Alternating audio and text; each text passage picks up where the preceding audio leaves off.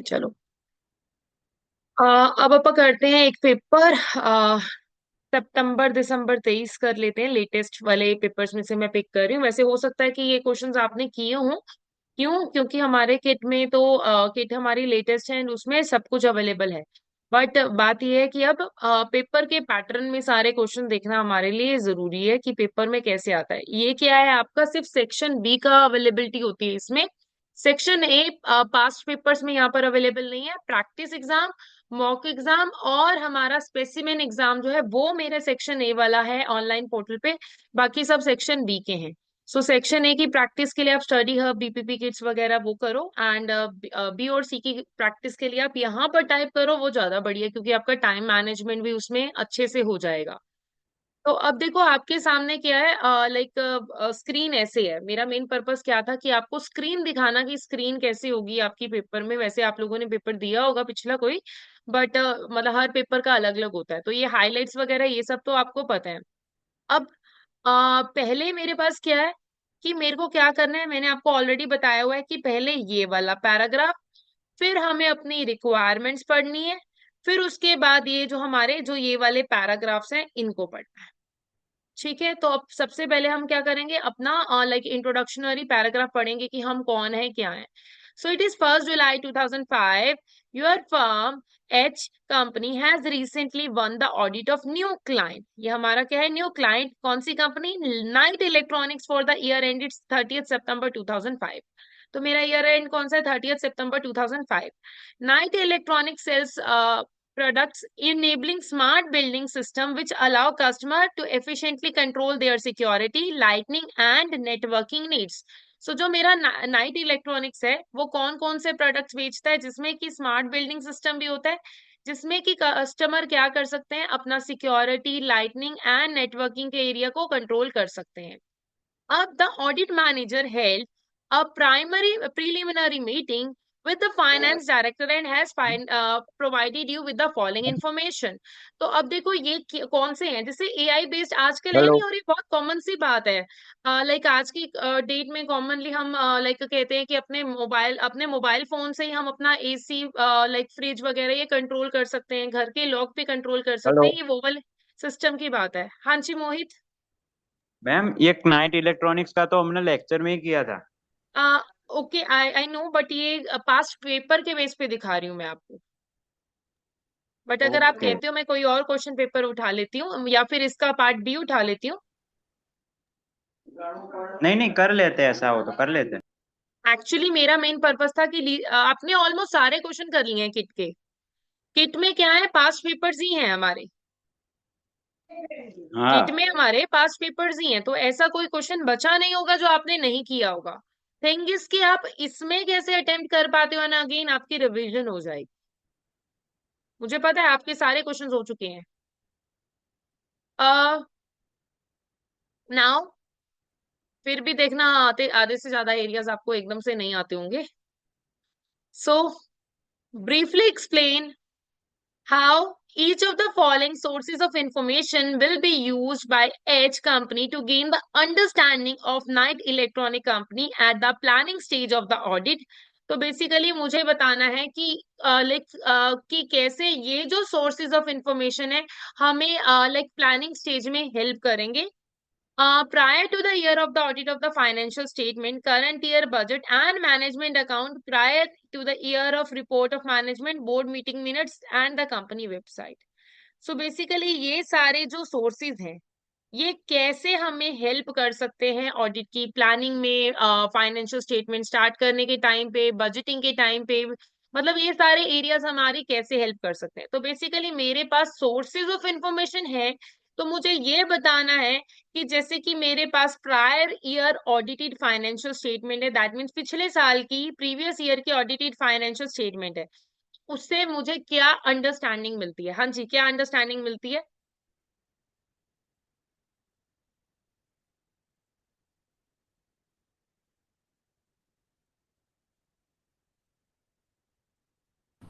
क्या पूछा आपने?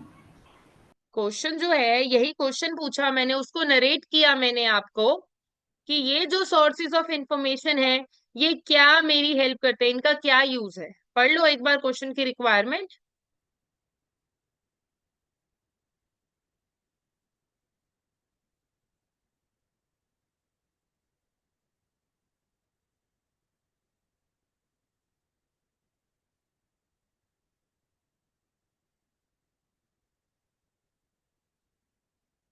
भी अभी आप लोगों को ये आंसर आते थे।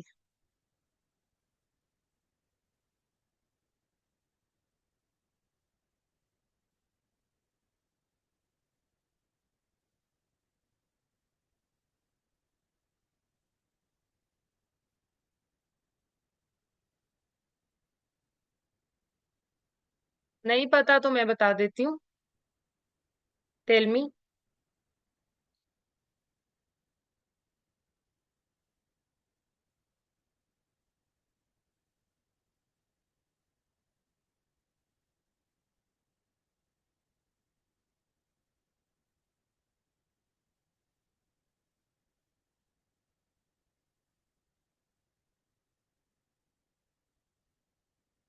यस।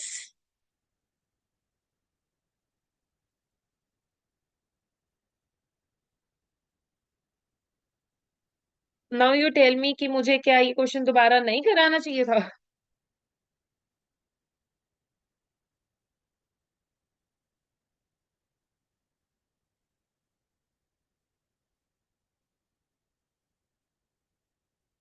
पिछले साल की ऑडिटेड फाइनेंशियल स्टेटमेंट से मुझे क्या पता चलता है, कैसे मेरी हेल्प होता है?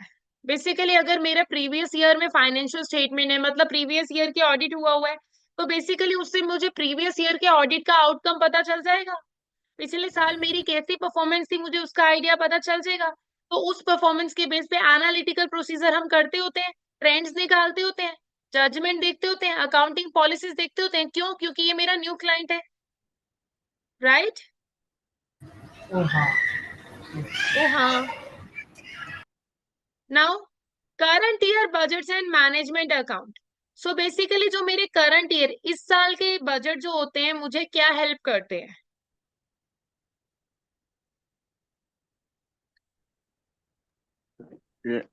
प्लानिंग की हेल्प करते हैं, इस साल की कोई रेलिवेंट डेटा वो देता है।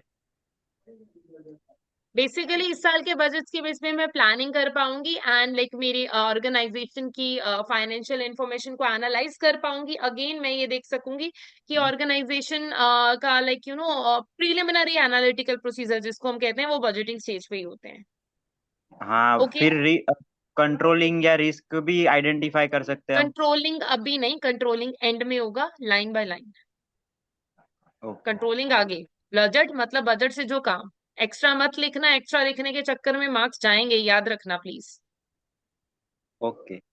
Next, prior year report to management. जो पिछले साल मैनेजमेंट को रिपोर्ट गई है उससे क्या मिलेगा?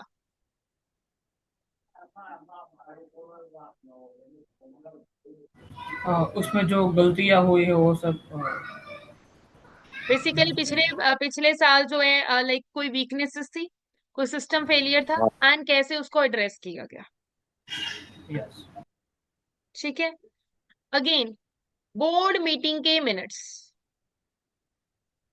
कोई प्लानिंग डिसीजन लेना हो तो।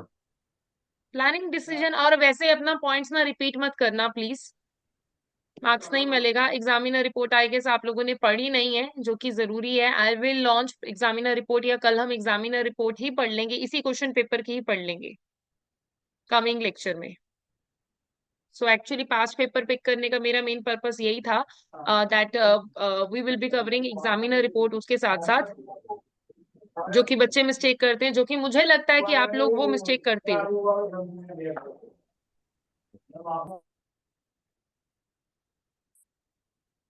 सो बोर्ड मीटिंग के मिनट्स। बोर्ड मीटिंग मतलब मिनट्स, मिनट्स जो होते हैं बोर्ड मीटिंग के मिनट्स, यानी कि उसमें सीनियर पर्सन पार्टिसिपेट लेते हैं।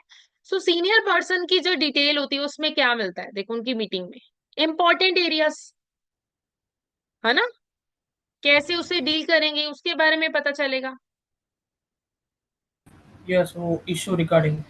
यस। एंड कंपनी की website. So on company's website what we can get, company की वेबसाइट में कंपनी के रिगार्डिंग इंफॉर्मेशन हमें पता चलेगी।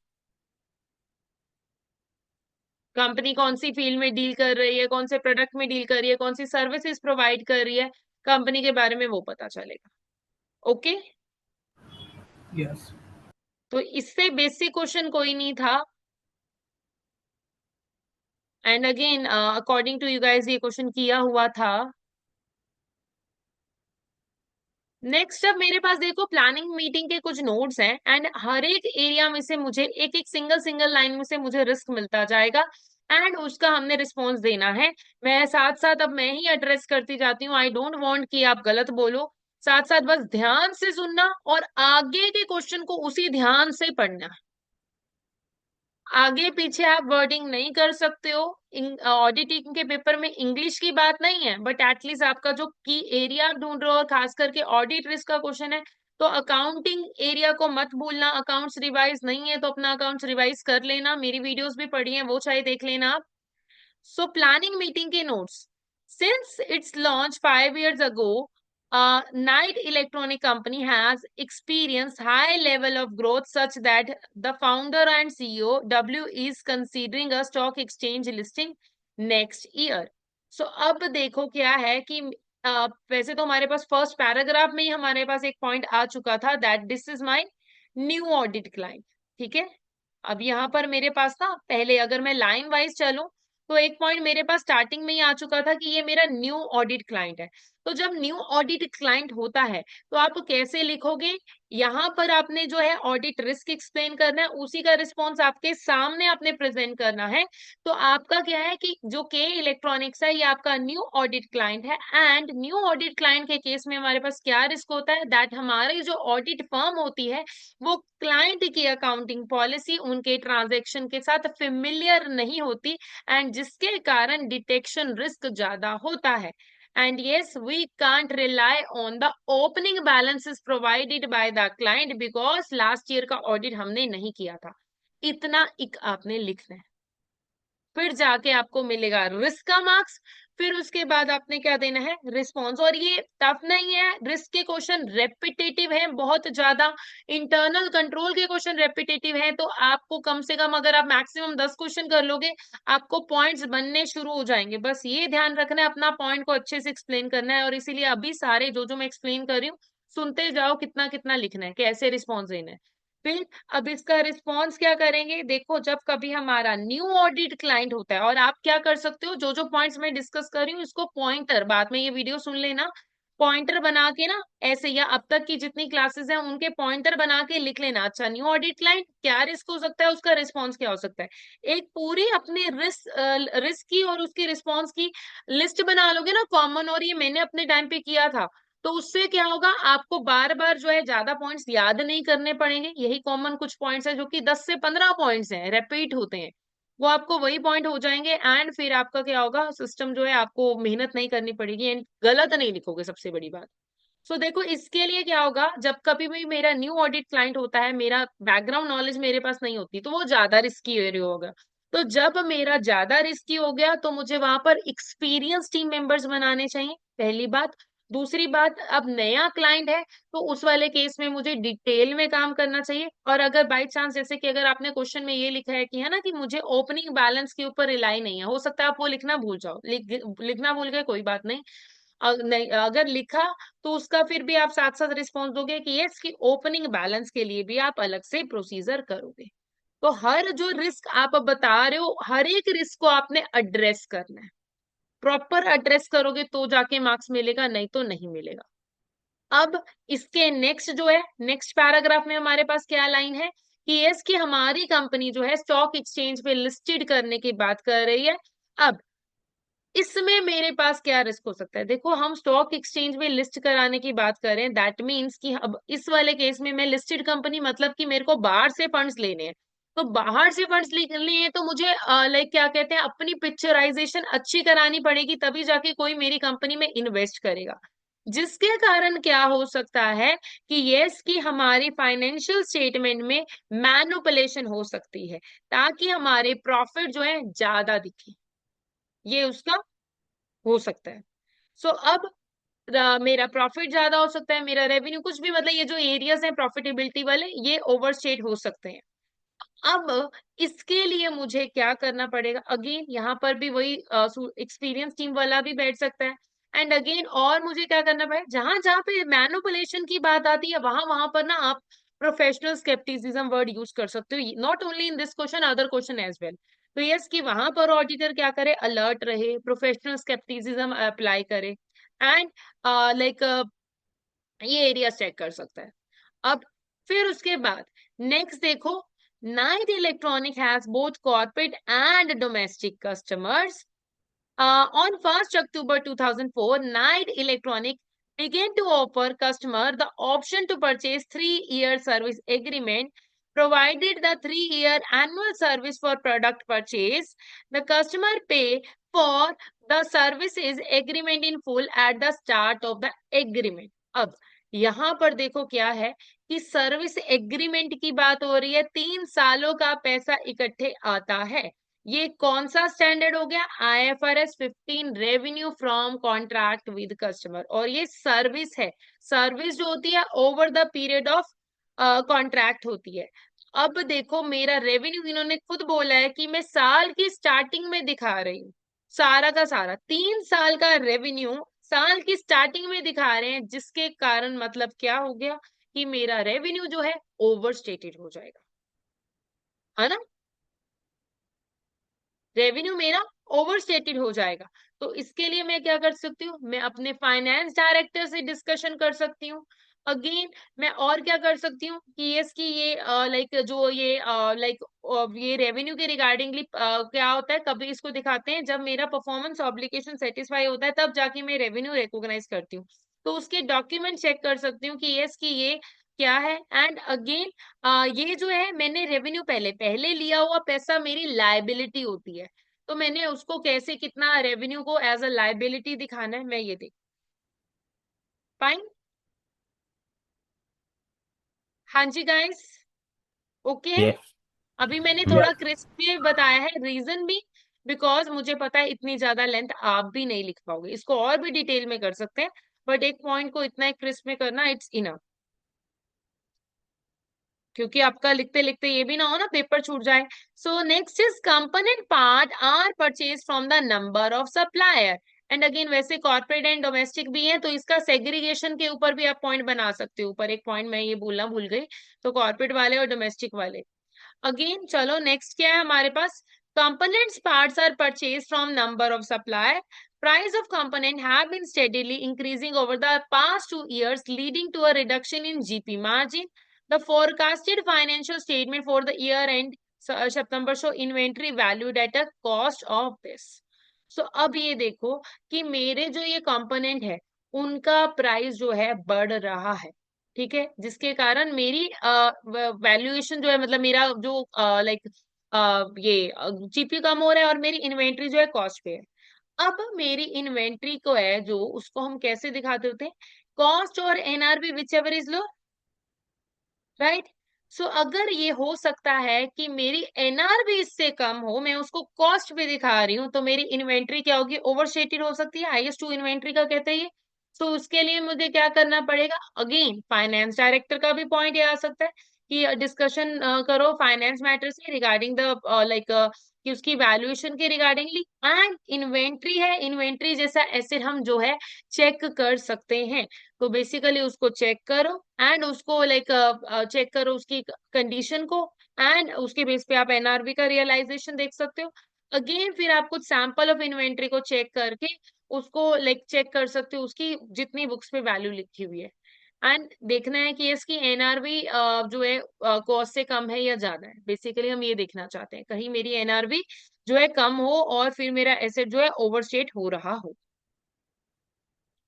Next, in June 2005, Knight Electronic decided to revalue its premise, which had previously been accounted for using the historical model. ठीक है, अब property which carrying amount of the cost model of 3.8 million were revalued to 8.4 million based on the valuation performed by management.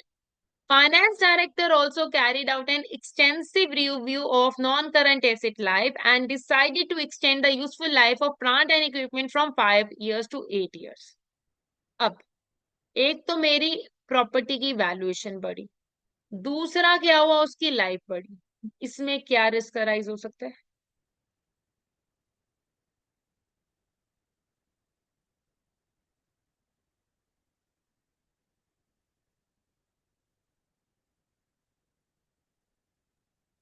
Life बढ़ाई तो depreciation ज्यादा speed हो जाएगा, उसके yes, वजह से। तो डेप्रिसिएशन मेरा तो अंडरस्टेट हो सकता है।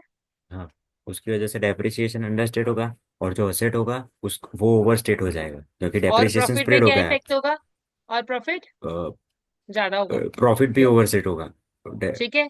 यस। हम्म, तो अब इस पे ऑडिटर का क्या रिस्पॉन्स हो सकता है?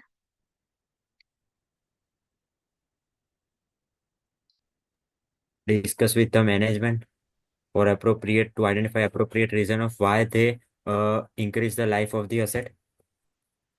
फिर जाके उसके उसको बाद आएगा फिजिकली भी कि लाइक चेक कर हाँ सकते हो जाके एसेट को, है ना। एंड चेक हाँ करोगे कि ये इसकी डॉक्यूमेंट चेक करोगे, क्योंकि ये एसेट जब रिवैल्यूएशन होती है ना, तो हर साल एनुअल रिवैल्यूएशन होती है। तो इसके रिगार्डिंगली आप डॉक्यूमेंट चेक कर सकते हो कि ये इसकी ये रिवैल्यूएशन हमारे सिस्टम में है, हर साल एनुअल रिवैल्यूएशन हो रही है। फाइन। यस। नाउ नेक्स्ट क्या है मेरे पास? इन मई 2005 defective equipment used by night electronic company resulted in a small fire at its premise. फिर the company has commenced legal action against the supplier of the equipment. Like electronics lawyer have advised that the legal action is likely to be successful. As a result, the finance director has included the receivable for damage likely to be received from the supplier forecasted financial statement. अब IS 37 क्या करूंगी? क्या ये virtually certain है?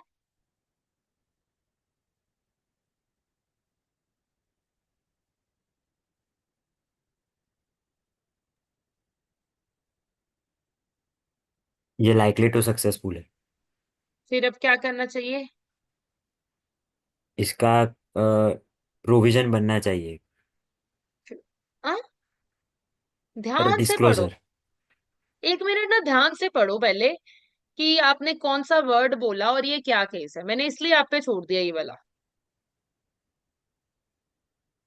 जहां जहां मुझे लग रहा है ना मिस्टेक करोगे, वहां वहां पे तो मैं पक्का आप पे 2 मिनट के लिए छोड़ूंगी। ध्यान से पढ़ना।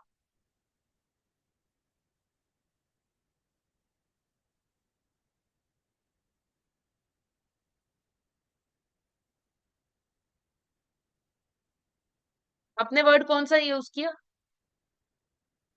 हाँ, वर्चुअली सर्टेन है। वर्ड कौन सा यूज किया? प्रोविजन। हाँ, प्रोविजन।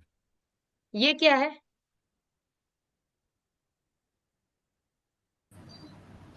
अनसर्टेन। supplier. अनसर्टेन। ये क्या है? मतलब पता नहीं चला क्या है, मतलब अनसर्टेनिटी। नहीं समझे point. In May 2005, defective equipment used by Knight Company resulted in small fire at premise. Company has commenced a legal action against the supplier. Knight electronic के लॉयर ने एडवाइस किया कि लीगल एक्शन जो है likely to be successful. As a result the finance director has included the receivable in the damage likely to be receive from the supplier in the forecasted financial statement. के Okay. तो ये receivable हमने है claim ये। किया है। Receivable. हाँ, हमने यस, क्लेम किया है। यही ओके, मैं हमने समझा रही हूँ क्लेम कब किया से। है। आप प्रोविजन बोल रहे हो, आप लाइबिलिटी बना रहे हो इसको। नहीं नहीं, ये तो असेट हो गया, फिर वर्चुअली सर्टेन हो गया ना, हमारा असेट है। फिर मैं वही तो बोल रही हूँ आपको, पेपर में ये मिस्टेक मत करना, सीधा लीगल क्लेम और प्रोविजन बना दिया। ओके ओके, ध्यान से वो पढ़ना। हमारे लिए असेट है। हाँ। सो बेसिकली अब देखो, वर्चुअल सर्टेनिटी होता है तो हम एसेट बनाते हैं, बट अब इन्होंने कहा है likely to be successful. Virtual certain word नहीं है। तो वर्चुअल सर्टेन वर्ड नहीं है, दैट मीन्स कि अब उस वाले केस में मैं इसको एसेट डायरेक्टली नहीं बना सकती हूँ। तो इसके लिए वर्चुअल सर्टेनिटी चाहिए। फिर अगर वर्चुअल सर्टेनिटी नहीं है तो हो सकता है हमारा एसेट जो है क्या हो रहा हो, ओवरस्टेट। Yes. हाँ। राइट। अब सोचो।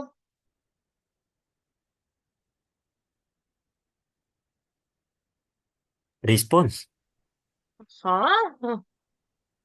हाँ, तो रिस्पॉन्स में तो ऐसा है कि हमारा जो फाइनेंस डायरेक्टर है उसके साथ ऑडिटर डिस्कस करे और पता लगा कि ये क्या है, वर्चुअली सर्टेन है, लाइक प्रोबेबल है या यस। पॉसिबल है, ऐसा। ये सब इसको एंड डिस्कस हम इसके डिस्कस लिए करें। कंफर्मेशन ले सकते हैं मैनेजमेंट से, हाँ। ठीक है, हाँ, हमारे लॉयर से। सप्लायर से, लीगल लॉयर से हम कंफर्मेशन ले सकते हैं, हाँ। ठीक है। यस। तो एक उस बात का जरूर ध्यान रखना है, ऐसे ऐसे वाले मिस्टेक ना बहुत सारे बच्चे करते हैं, कि जो अभी आपने किया, और वो इसीलिए आप पे मैंने छोड़ा था, मुझे पता था वो मिस्टेक, मैं वही वेट कर रही थी वो मिस्टेक आए, और वो सच में ही आ गई।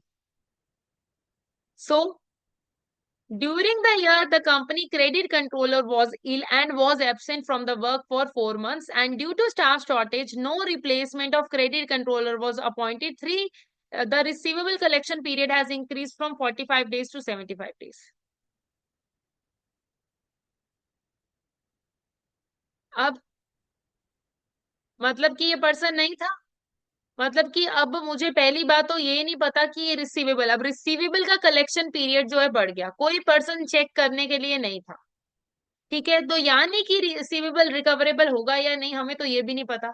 तो मेरा रिसीवेबल हो सकता है ओवर वैल्यू हो रहा हो, और हो सकता है कि मेरा जो अलाउंस है वो अंडरस्टेट हो रहा हो सकता है ना रिसीवेबल के रिगार्डिंग लिए, क्योंकि कोई पर्सन था नहीं, रिप्लेसमेंट है नहीं, हमने देखा नहीं।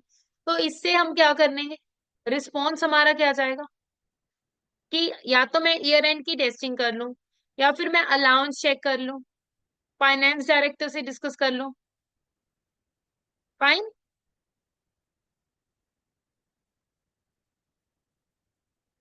हाँ जी गाइस। हाँ। Yes. अब an instance of payroll fraud was also discovered during the year. Payroll clerk has set up a number of fictitious employees, and wages were then paid into clerk's own bank account. Control over the now have been implemented to prevent this from reoccurring, and the clerk involved no longer work in the company. However, the audit manager is concerned that the additional fraud may have taken place in the payroll department prior to the control being implemented. अब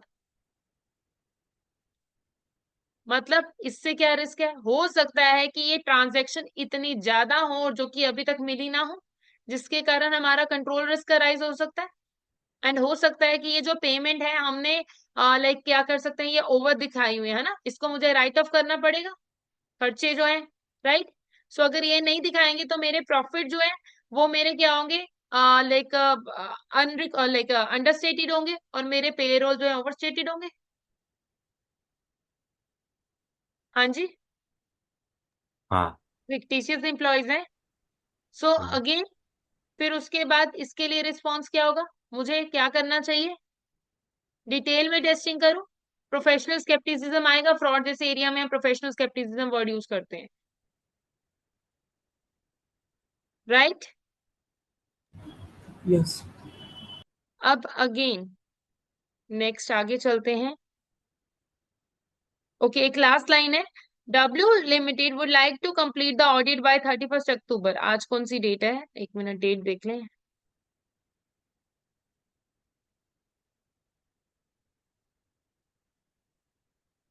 वो audit जल्दी करवा रहे हैं। Yes, 1 अक्टूबर को start हुआ और 31 अक्टूबर तक खत्म करना है, यानी कि एक महीने में करना है।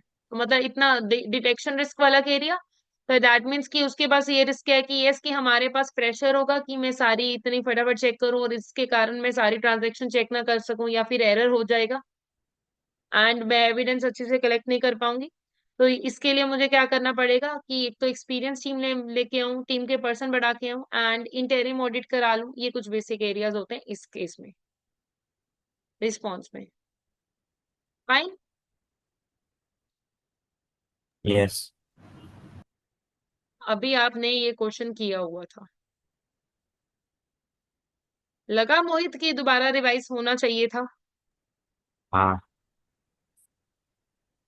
Now describe substantive procedure auditor should perform to obtain the sufficient appropriate audit evidence in relation to night electronics revenue।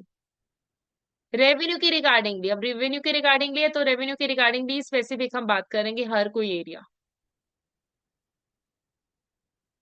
हाँ जी, प्रोसीजर तो वैसे भी मैं लाइक चाहूंगी कि आप खुद पार्टिसिपेट करके बताएं मुझे। A+S+P तीनों प्रोसीजर में होना चाहिए। मैं क्या करती, मैं यहाँ पर रफ, जैसे ये स्क्रैच पैड है ना, या मेरे पास मेरी खुद का पेन पेपर होता, रफ पेपर होता, तो मैं क्या करती, अपने कीवर्ड्स लिखती, जैसे कि एनालाइज, ये जरूरी नहीं है सभी यूज हो, बट मैं अपने आप लिखती, ठीक है, एनालाइज, ऑब्टेन, रिपरफॉर्म, थोड़ा सा हमें आइडिया लग भी जाता है क्योंकि ये सब्सटैंसिव प्रोसीजर रेवेन्यू के रिगार्डिंगली है। रिव्यू, सिलेक्ट, रिकैलकुलेट हो गया, या कैलकुलेट भी अकेला लिख लो, ये कुछ कीवर्ड्स लिख लो आप। डिस्कस, देन उसके बाद अपना पर्पस आप लिख लो, जो कि आपके असर्शंस है, एंड देन अपने सोर्सेस। अच्छा, सोर्स क्या है, पहले सोर्स से भी जा सकते हो जब हमें कोई पर्टिकुलर एरिया के रिगार्डिंगली है ना। तो देखो, रेवेन्यू के रिगार्डिंगली सोर्स क्या हो सकते हैं, बैंक स्टेटमेंट, राइट। रेवेन्यू के रिगार्डिंगली क्या हो सकते हैं, हमारे डेटर्स। रेवेन्यू के रिगार्डिंगली हमारे पास क्या सोर्स हो सकता है, invoice, right, post your bank statement, right. Again और क्या हो सकता है मेरे पास, रिसीवेबल, है कि नहीं। आ, ये कुछ बेसिक से चार तो ये हो गए, एक आधा दोबारा से अपीयर दोबारा से हो जाएगा। अगेन आप इनवॉइस दोबारा से ले सकते हो एक दो एरिया में। अगेन क्या कहते हैं,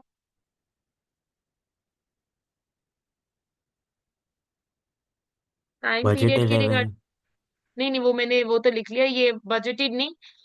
रेवेन्यू जो है आपका, जैसे कि इन्होंने कहा है ना कि 2 पीरियड्स में, तो लाइक 3 सालों कट में, ऑफ। तो इसमें तो आप कट ऑफ उसकी देखोगे, कट ऑफ तो आपकी असर्शन है।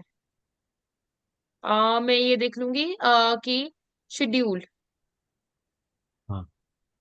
कि तो वो तीन JRN आ सालों सकता है। Goods receivable notes, goods deliverable होता है रेवेन्यू में, जीआरएन नहीं होता। हाँ। और हम गुड्स की इंडस्ट्री में है ही नहीं, हम सर्विस इंडस्ट्री में हैं। ओके। तो कुछ भी ऐसे नहीं एंड लिखना है, हम किस जो क्वेश्चन से बात कर रहे हैं लिंक करना है। जो कास्ट होता है वो क्या होता है इसमें? कास्ट मीन्स टोटलिंग, हमारे पास सर्विस एग्रीमेंट आ जाएगा वर्ड, एक हमारे उसमें इंस्पेक्ट सर्विस एग्रीमेंट, क्योंकि हम क्या हाँ, कर रहे हैं, डॉक्यूमेंट। सर्विस प्रोवाइड कर रहे हैं। तो अपना एक्शन पता है, आपने सोर्स देख लिया, अब आप इससे लिंक करके पर्पस कर सकते हो। तो जरूरी नहीं है पहले ए एंड पी हो, डिपेंड करता है कि लाइक क्या मेरे लिए इजी है।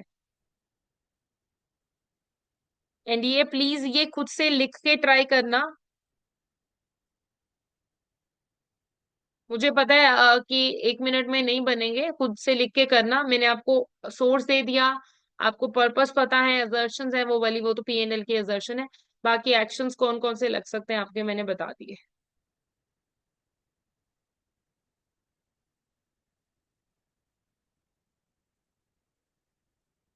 Now, the auditor responsibility relate to fraud and error. In the audit of financial statement provides guidance on the auditors regarding fraud and error. Auditor must obtain sufficient appropriate audit evidence regarding the assessing the risk of material misstatement due to fraud and through designing and implementing the appropriate response. तो मुझे procedure बताने हैं जो कि auditor कर सकता है regarding the audit of night company. तो कौन कौन से प्रोसीजर कर सकती हूँ फ्रॉड के रिगार्डिंग, पेरोल फ्रॉड। तो वो पेरोल फ्रॉड वाला पहले साथ में देखेंगे, उसको हमेशा उससे लिंक करते हुए जाना है। आ,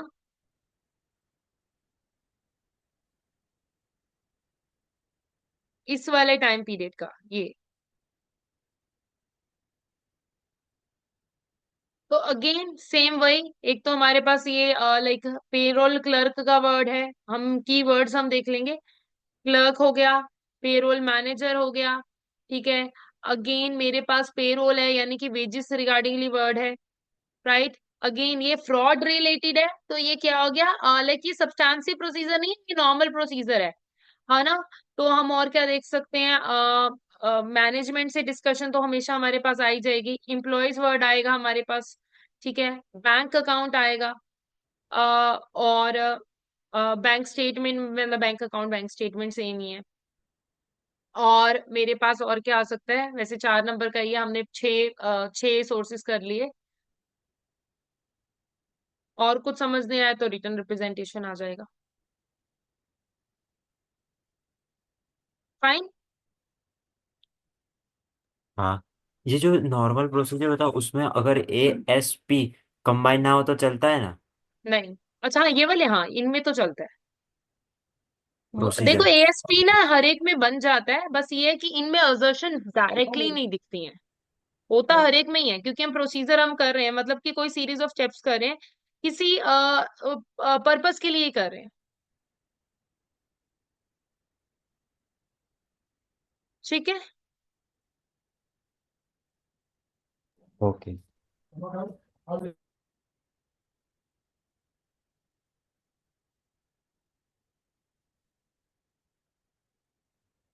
एंड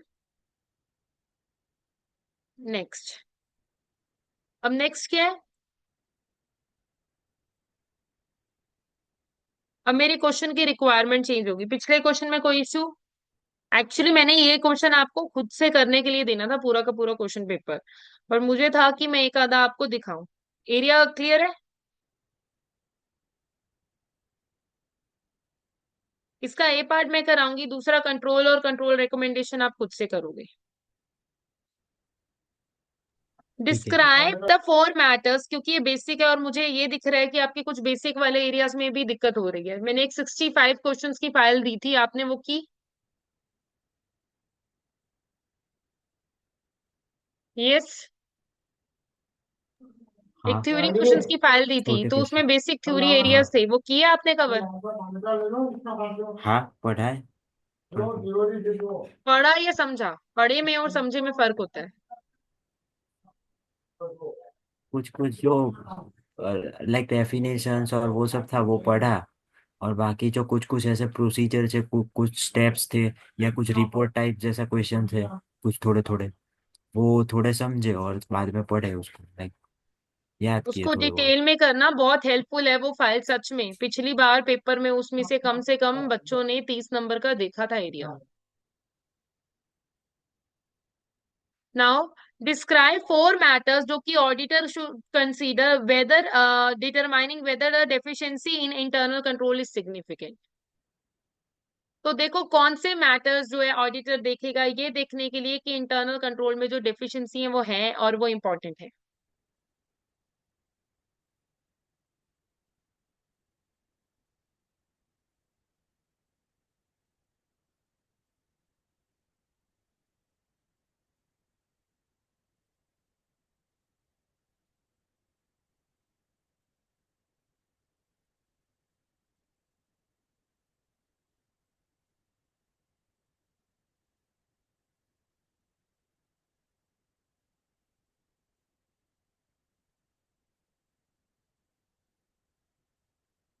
हाँ जी।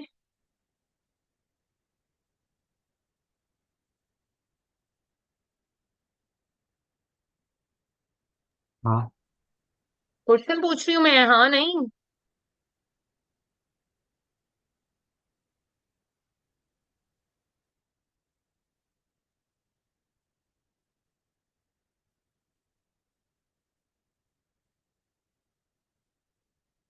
10 दिन बाद पेपर है आपका।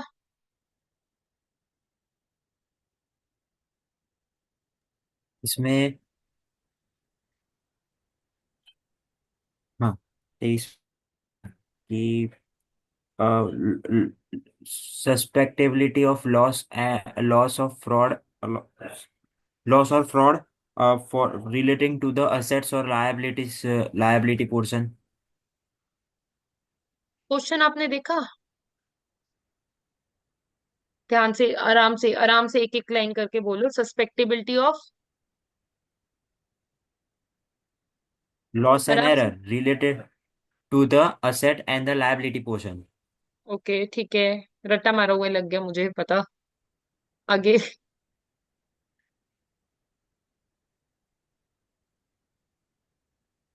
जब कभी भी इंटरनल, इसको ना समझने की कोशिश करो, रट्टा मत मारो। रट्टा मारोगी तो भूल जाओगे। आपकी लाइन से मुझे पता चल गया, बुक से डिट्टो से वर्ड टू वर्ड लर्न किया आपने। और शायद इसीलिए नहीं आपको वो समझ में कई बारी आ पा रहा है। क्यों? क्योंकि आप वर्ड्स पे जाते हो, वर्ड्स पे रट्टा मारते हो, तो वो एक आधा वर्ड भूल गया, आप मीनिंग ही पूरा चेंज हो जाता है। तो देखो, जब कभी भी ऑडिटर को है डेफिशिएंसीज देखनी है इंटरनल कंट्रोल सिस्टम में, क्या मैटर्स हमारे लिए जरूरी है बीइंग एन ऑडिटर। सबसे पहले जैसे कि आपने जो पॉइंट बोला, सस्पेक्टेबिलिटी टू लॉज और फ्रॉड, जो भी आपने वर्डिंग बोली, मैं तो देखो अभी तक मुझे वर्डिंग नहीं याद, बट आपकी वर्डिंग से मुझे समझ में आ गया कि ये बुकिश लैंग्वेज है। सो देखो, मतलब कि कितना चांस है कि यस की चाहे वो लॉस या वो फ्रॉड हो सकता है रिगार्डिंग किसी एसेट या किसी लायबिलिटी, आपने ये वर्ड बोला था, राइट। कि यस कि मेरे फाइनेंशियल स्टेटमेंट में कितनी कमियां हो सकती हैं, उसकी डेफिशिएंसीज के बारे में हम बात कर सकते हैं। लाइक्लीहुड, आपने एक वर्ड बोला था लाइक्लीहुड, मतलब कि कितना चांस है कि वो डेफिशिएंसी हो सकती है और उस डेफिशिएंसी से हमारी फाइनेंशियल स्टेटमेंट में मटेरियल मिसस्टेटमेंट हो सकती है फ्यूचर में। हम ये देखते हैं, मैंने ये सब कुछ ना हिंदी में खुद को समझाने के लिए समझा हुआ है। अगेन नेक्स्ट, और हम इसमें क्या कवर कर सकते हैं कि यस की लाइक कि हमारी ऑर्गेनाइजेशन में कितने बार ये फ्रॉड हुआ है, फ्रीक्वेंसी ऑफ फ्रॉड, और उसका रीजन क्या रहा है फ्रॉड का, कि जो कि कंट्रोल के कारण हुआ था। क्योंकि ये कंट्रोल है तो मैं हर बार में लाइन में कंट्रोल वर्ड यूज कर रही हूँ। कि इसकी कंट्रोल में डेफिशिएंसी होने के कारण कितनी बार फ्रॉड हुआ और क्या कारण था उस फ्रॉड का। अगेन, कि कितनी अमाउंट की वो एक्टिविटी थी जिसके कारण हुआ वो फ्रॉड कंट्रोल के रिगार्डिंगली। एंड यस, हमारी ऑर्गेनाइजेशन के लिए कंट्रोल कितने इंपॉर्टेंट है, मैं ये देखूंगी। ये कुछ बेसिक से एरिया, 4 मार्क्स है, यानी कि 4 पॉइंट आपने लिखने हैं। फाइन।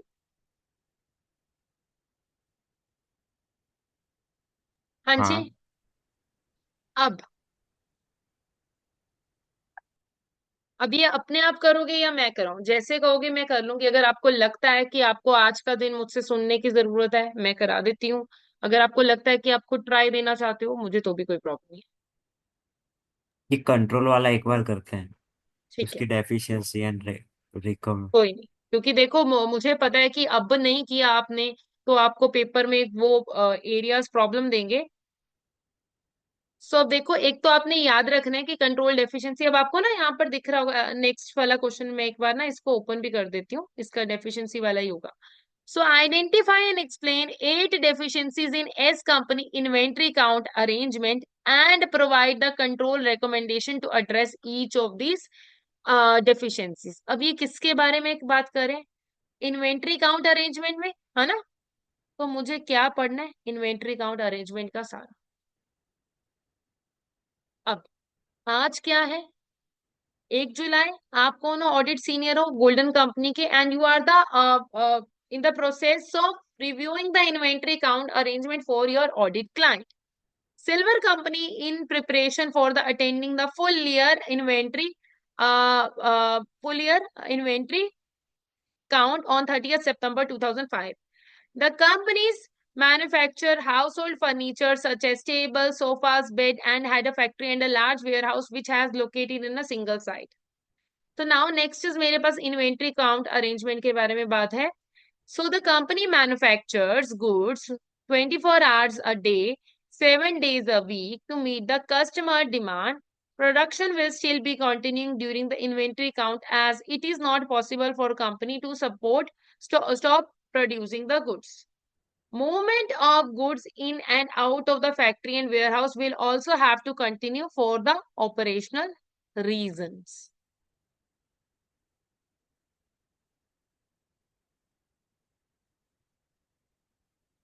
नाउ अभी लाइक एक पैराग्राफ और पढ़ लेती हूँ, फिर इसको जितना एक पढ़ लिया उसको डिस्कस करेंगे, फिर आगे बचा हुआ पढ़ेंगे। So count will be undertaken by 20 teams of 2 counters from the warehouse, and the warehouse supervisor will be overseeing the inventory counts. Each team will be given a specific area of the warehouse to count using sequentially numbered inventory sheets, which detail of item of inventory together with the quantities held at the date of the count per the inventory system. It has been left to the individual within the each year team to describe how to allocate the responsibilities between them. हमारे team के person के बीच में ही है कि कैसे allocate करना है। कितने पैराग्राफ्स हैं आगे, है ना, अभी इतना एक डिस्कस करते हैं पहले। सो देखो, अब पहला पहला पैराग्राफ देखो, पहला पैराग्राफ की डेफिशिएंसी सोचो क्या है।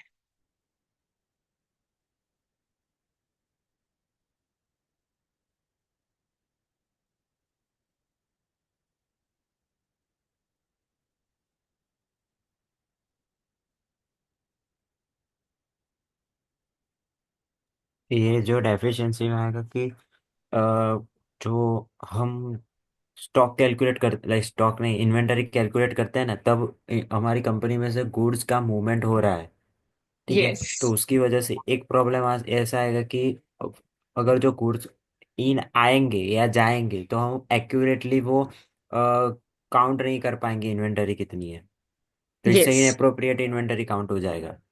प्रोडक्शन तभी भी हो रही है, still be continuing during inventory count. एक तो प्रोडक्शन उसी टाइम हो रही है, दूसरा यही कि उस वाले टाइम पीरियड में मूवमेंट भी हो रही है।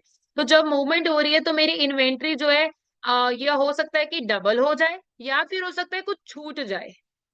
ठीक है, कि कुछ रिकॉर्ड करना जिसके कारण इन्वेंट्री की रिकॉर्डिंग सही से नहीं होगी।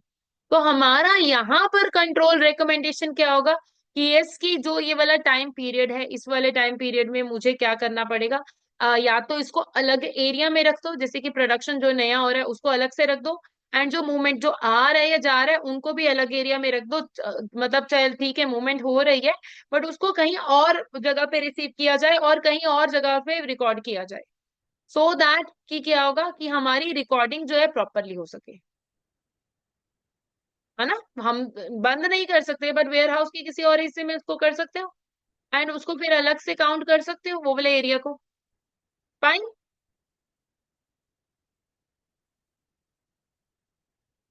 समझ में आया, जैसे मेरे पास आ जा रहा है सामान हाँ। तो मैं उसको बीच बीच में मिक्स नहीं करूं। नेक्स्ट वाला।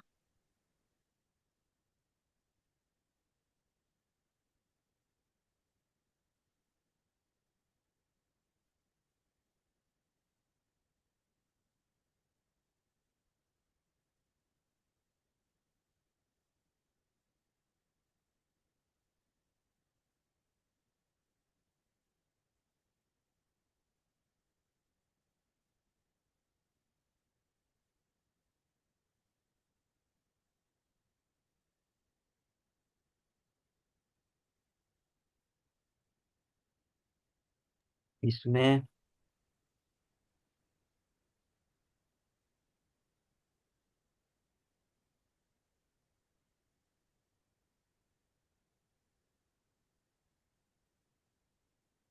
दो इसमें एरियाज जो, आ रहे हैं इसमें।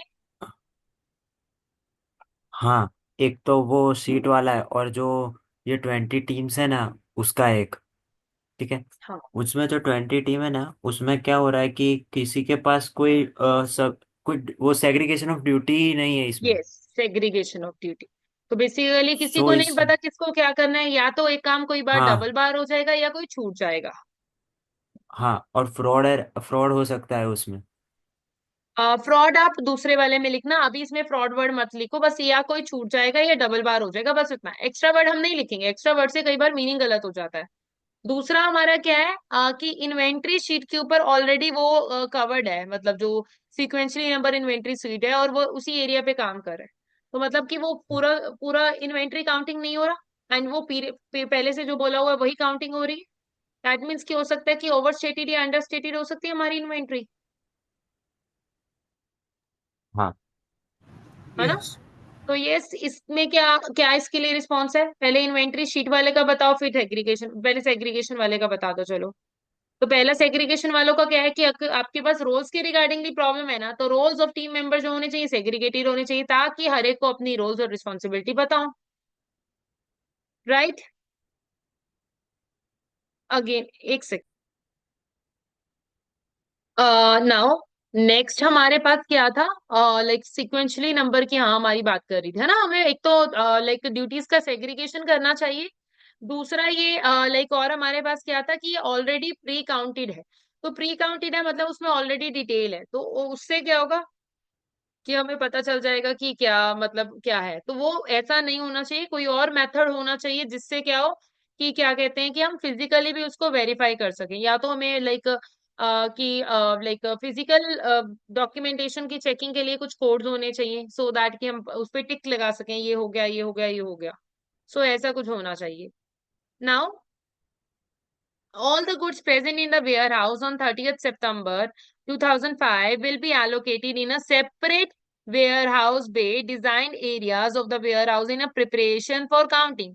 When a warehouse bay have been counted, it crossed out of the warehouse map, which is held in the office by the warehouse supervisor. As the warehouse supervisor is confident that 20 members are familiar within the warehouse and the location of the inventory, he has said that each bay only needs to be counted by one team. One area of the warehouse, which includes a large quantity of the separate parts over from the production, will be segregated so that the inventory will not be counted, as the warehouse supervisor have stated that these items are unsaleable. So, a numeric sequence check of the sheets will be carried out by the warehouse supervisors once the count is finished. Inventory sheets will then be passed to the warehouse assistant to update the inventory records to invent the physical present inventory sheets. अब ये दो areas का पहले बताओ, warehouse वाला।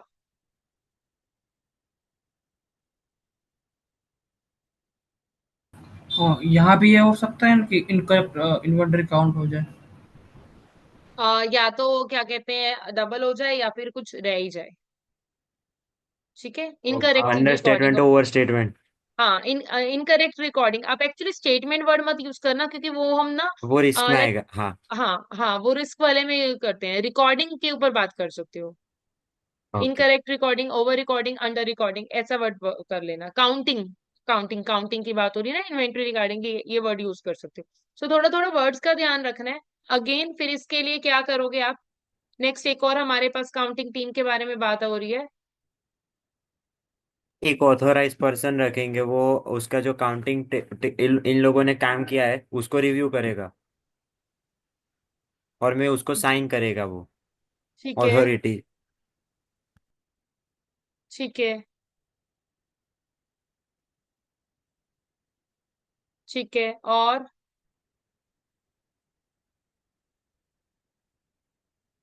और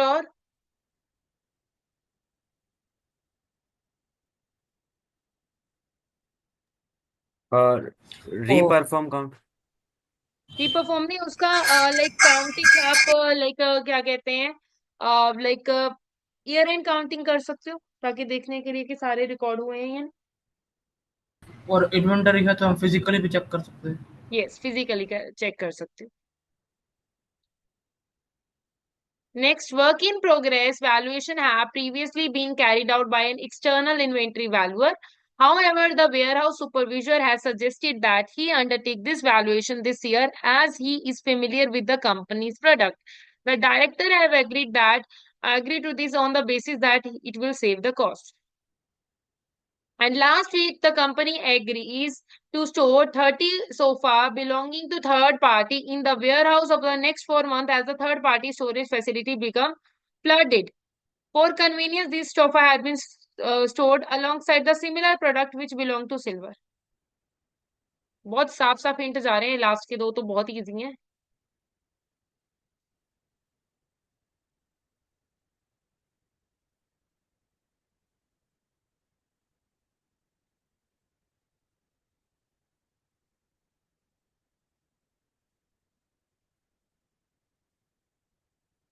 नहीं, ये नहीं हो सकता, क्योंकि अगर जो सॉरी, अगर जो ये कौन सुपरवाइजर अगर वैल्यूएशन करेगा तो फ्रॉड मिस स्टेटमेंट होने का चांसेस ज्यादा है। वो इंडिपेंडेंट रिपोर्ट नहीं दे सकता मैनेजमेंट को। ये तो नहीं आएगा, ये हमारा थ्रेड्स का क्वेश्चन नहीं है। आप थ्रेड्स में जा रहे हो, है इसी में ही, बट क्या उसमें एक्सपर्टाइज है, हम ये बात कर रहे हैं उसको कैलकुलेशन करने की। आपका ये रिस्क का क्वेश्चन नहीं है, आपका ये थ्रेड्स का क्वेश्चन नहीं है, आपका ये क्वेश्चन कंट्रोल के रिगार्डिंगली है। ठीक है, उसको लाइक फेमिलियरिटी है, बट ये नहीं है कि उसके पास वो काउंट करने की नॉलेज हो, स्किल्स हो। तो आप ऐसे एरियाज पे बात करते हो जिसके कारण कुछ हो सकता है गलत रिकॉर्ड हो जाए और अंडरस्टेटेड ओवरस्टेटेड हो जाए। नेक्स्ट, इसके लिए रिस्पॉन्स क्या हम देंगे। ये कि इंडिपेंडेंट रिव्यूअर रखेंगे हम। रिव्यूअर क्यों करोगे? रिव्यूअर तो तब होगा जो इसने, अगर इसने काम किया होगा। वैल्यूअर, सॉरी वैल्यूअर, रिव्यूअर नहीं वैल्यूअर। वर्ड अपना प्लीज मत, हाँ वैल्यूअर को एक पर्सन स्पेशलिस्ट, और इंडिपेंडेंट वर्ड नहीं बोलोगे आप, इंडिपेंडेंट हमारा थ्रेड्स में आएगा वर्ड। तो आपको क्या देखना है कि कोई स्पेशलिस्ट पर्सन, एक्सपीरियंस्ड पर्सन, ऐसे वर्ड आप यूज करोगे, जिसको इसको काम ओके। करने की नॉलेज हो, स्किल हो, ये वर्ड बोलोगे आप। मुझे डर लग रहा है सच में आप लोगों के आंसर से। नाउ नेक्स्ट इज लाइक मेरे पास क्या है कि लाइक कंपनी के पास वो जो थर्ड पार्टी का सोफा था हमने बीच में रख दिया। अगर इसके सेग्रीगेशन नहीं हुई है तो इससे क्या होगा कि उसका एरिया मेरी इन्वेंट्री में इंक्लूड हो इंक्लूजन हो जाएगा और जाएगा। इन्वेंट्री ओवर वैल्यू हो जाएगी। हाँ। ठीक है, तो इन्वेंट्री ओवर वैल्यू मतलब कि इसके लिए मेरे को रेकमेंडेशन क्या है कि उनकी इन्वेंट्री मेरी इन्वेंट्री से अलग करनी चाहिए। फाइन। सेपरेट, सेपरेट रखेंगे हाँ। यस, अलग मीन सेपरेट। ठीक है, अलग होनी चाहिए। एंड कुछ उस पे कुछ ऐसा कुछ होना चाहिए जिससे मुझे पता चल जाए कि ये वो उनकी है, ये मेरी है। कुछ साइन लगा सकते हैं हम। यस, साइन लगा सकते।